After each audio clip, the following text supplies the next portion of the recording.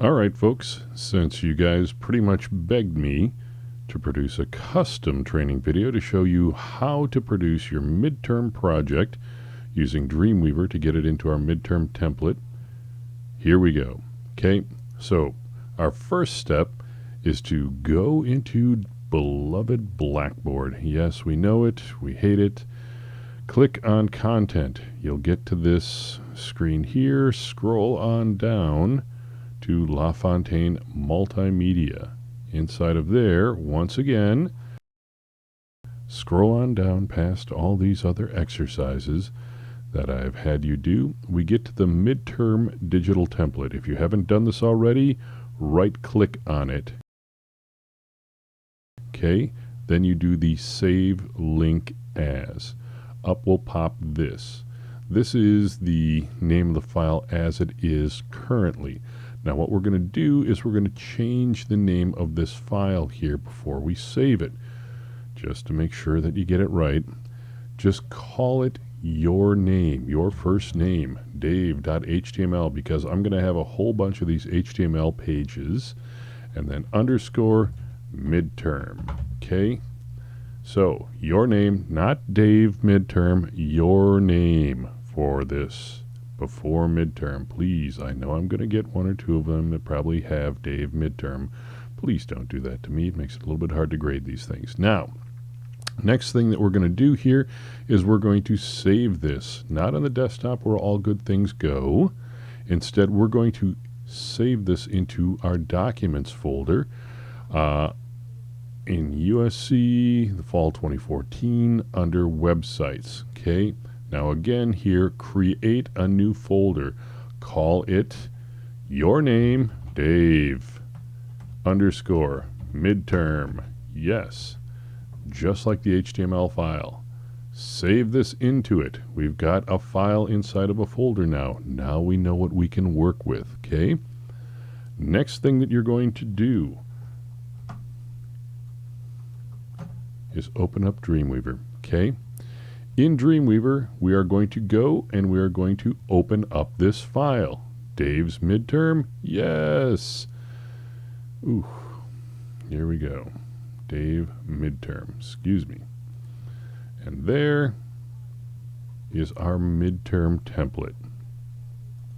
In the split view, you will see over here on the left-hand side all of the instructions that you're going to need to have to finish this. I'm going to go over some of these things with you.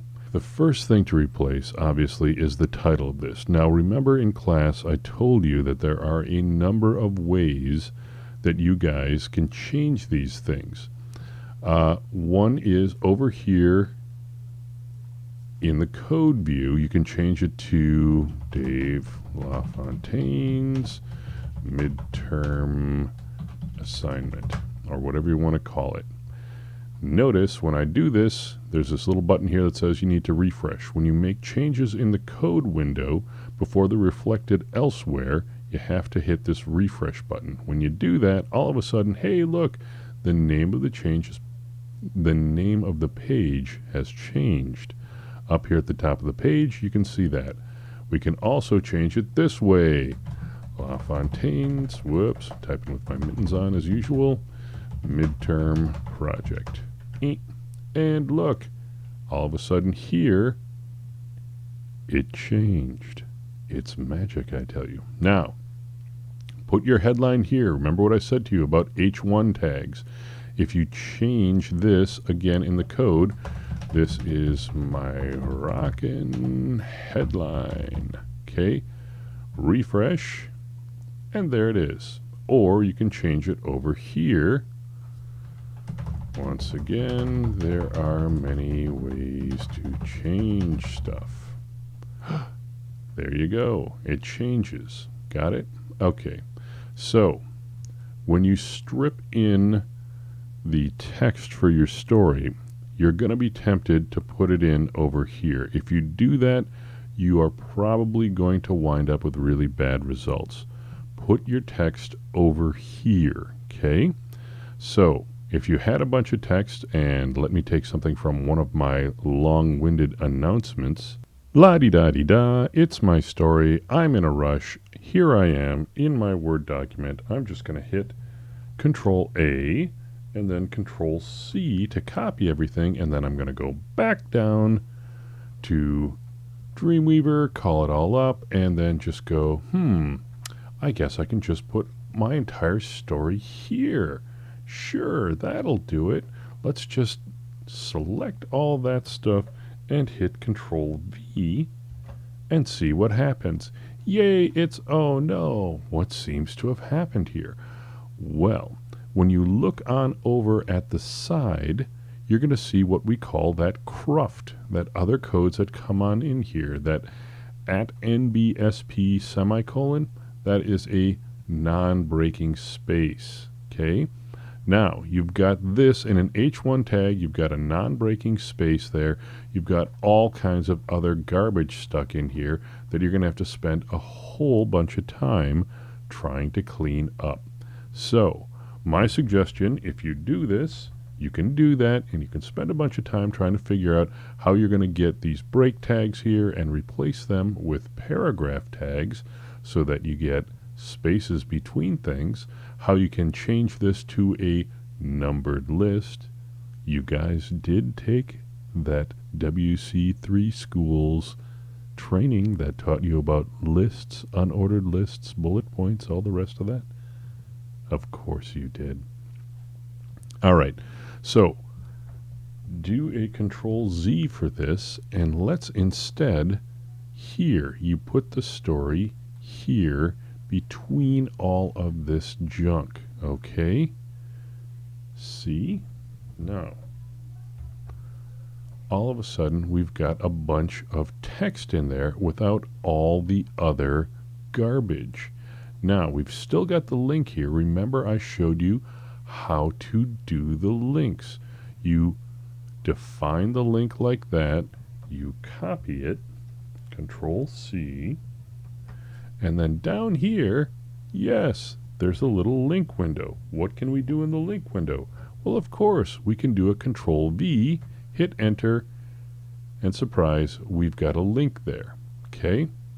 See, it's the Ahref stuff, okay? You can see all of it if you go to Code. So it's a link that looks like a link, which is kind of the way that I had it in my copy, come to think of it. Now, there are a number of things that you're probably going to do. You're probably going to try to put in page breaks or paragraph breaks this way. See what happens when I do that. All of a sudden there's a P tag and a P tag there. There should also be a P tag here. Okay. Now, strictly speaking, all of this is basically what we call an ordered list. If you really wanted to do an ordered list, what you'd be doing is coming down here and starting this with this ordered list. Look at that.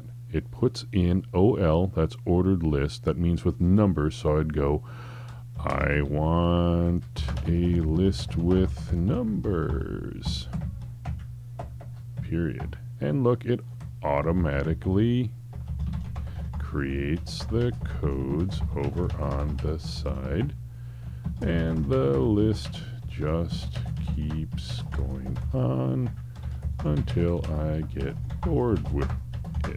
Okay, now normally in Word the way you get rid of lists is you do that and you're still inside of the list. To keep on to keep on typing over here in the code view, that's where you have to avoid it. See, ordered list opens up here, closes there, okay? All right, and then this is the div for your multimedia. You're going to be putting your multimedia in between the divs, the close div and the open div. This is where you're going to be putting in your embed codes, okay? All right, there, this is the upper multimedia piece. This is the lower multimedia piece between these divs. Now, the style here, float right, that means that it's over to the right-hand side of the page, and it's just kind of floating there. That means that the text goes around it. That's what we want. It's got padding around it. It's got margins around it. let's just kind of leave that as it is, okay? The padding is 5 pixels, okay? All right. So at the very end of this, there is another embed code if you have another multimedia element. If you don't, you can just get rid of it. Make sure you get rid of it over in the code view to get rid of all the stuff there so you don't have broken tags. At the bottom of your page over in the code view, that's the end body and HTML. You want to have all of your text, all of your photos, all of your multimedia elements above this closed body tag, and below, yes, some of you have already guessed this, below the open body tag, okay? You open a tag, you close a tag. That's how things work in web design. Over in the head, this is all the stuff that nobody sees. This is the coding. That's where we put the CSS or the JavaScript or all the other stuff that only the computer and the browser look at. The stuff down here, this is all the stuff that humans look at. All the instructions are here in these comments. If you wanted to do your own comment, you would mimic this kind of a style. The bracket, the exclamation point, and then this is just a comment from me to my digital teacher, Dave.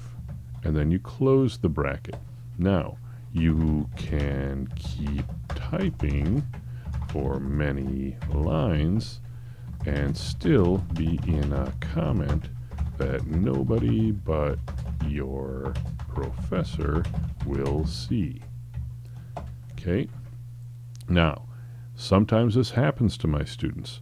They do a comment, they do something like this, and then they can't figure out why they aren't seeing any of their text because, unfortunately, they forgot to put this end comment brace there, and then when you refresh, the entire stupid page winds up breaking. Okay? Now in this case, we've got another comment there. Let's see if I get rid of that. Now all of a sudden, hey, all my text disappears in between these comment tags. To get it back, all you have to do is close the tag, which is a, the dash dash and then the close tag, and look, hey look, all of a sudden it went from being grayed out to back to being black again. We refresh and yay, there's our text again. Now, as I've told some of you, when you're doing your web design and you're wrestling around with this and you're putting in your embed tags, that's usually where we wind into problems. Do a save as. Save this as Dave Midterm 3 or 4 or 5, whatever version you're onto it. This is just going to be Dave Midterm 2. 2. And then, hey, look, I've got another version of this thing. It's just one HTML page, and then I know that this one is working so that if I just completely screw something up and I need to go back to it, I can always go back to File, Open Recent, go back to Dave Midterm, and I've got a version of it that actually works, okay? So, make sure that you save multiple versions of this. If you guys are gamers, you'll know how to do this. It's like having a save point in a long adventure game, okay? All right, and let's see. Now, this may be blindingly obvious to some of you, but I figured I better go over it just in case. These are the instructions on how to complete your midterm.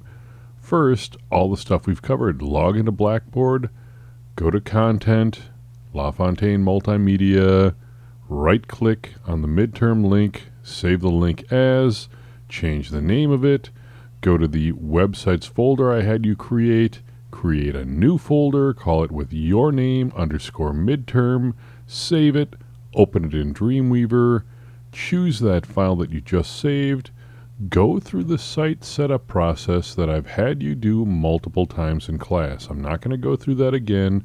We've already done that a number of times. You're all rolling your eyes at me that you're so bored with this. Create an images directory or just image directory if you're going to be adding your own photos. Edit the file, adding your embed codes, multimedia links, images, all that other stuff. Save it multiple times as you're doing this. When you get to a final form, save it with just your name and the midterm. Make sure you're just submitting like one file to me. When you're done with that, use FTP. You guys said you learned how to do that in summer school. Use FTP to upload this folder to your server space at ascjweb.com. Send us an email with a link to the folder so that we can look at your submission and I can grade you. Okay? If you have any questions, send me an email or you can call us over the weekend. Thank you.